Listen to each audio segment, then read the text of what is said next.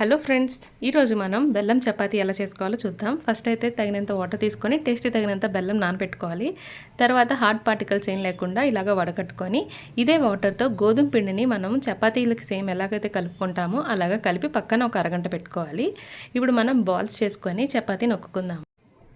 లేయర్స్గా అలాగే పిండి పిండిగా లేకుండా ఉండడానికి మనము ఫస్ట్ ఏం చేస్తామంటే చపాతీ ఇలాగ చేసుకున్నాక దీని మీదకి ఆయిల్ యాడ్ చేసుకొని ఒకసారి మడతేసి మళ్ళీ కనుక మనం చపాతీ నొక్కున్నట్లయితే మంచిగా కుక్ అవుతుంది, సాఫ్ట్గా ఉంటుంది, అలాగే తినేటప్పుడు లేయర్స్గా వస్తుంది అనమాట. మీకు కాంప్లిమెంట్స్ కూడా వస్తాయి. మీరు ఒకసారి ట్రై చేసి మీకు ఎలా కుదిరిందో కామెంట్ బాక్స్లో తెలియచేయండి. ఇలా కనుక చేసుకుంటే కనుక పిల్లలు చాలా ఇష్టంగా తింటారు. అలాగే జర్నీస్లోకి మనం తీసుకెళ్తే కనుక తక్కువ లగేజ్తో వెళ్ళిపోవచ్చు, ఎందుకంటే కర్రీ ఏం లేకుండా డైరెక్ట్గా మనం తీసుకోవచ్చు కాబట్టి. ఈ రెసిపీ కనుక మీకు నచ్చినట్లయితే ఎస్ఆర్ స్పైసీ అండ్ రిలీజ్ ఛానల్ని ఇప్పుడే సబ్స్క్రైబ్ చేసుకోండి. నోటిఫికేషన్స్ కోసం బెల్ ఐకాన్ క్లిక్ చేయండి. Thanks for watching.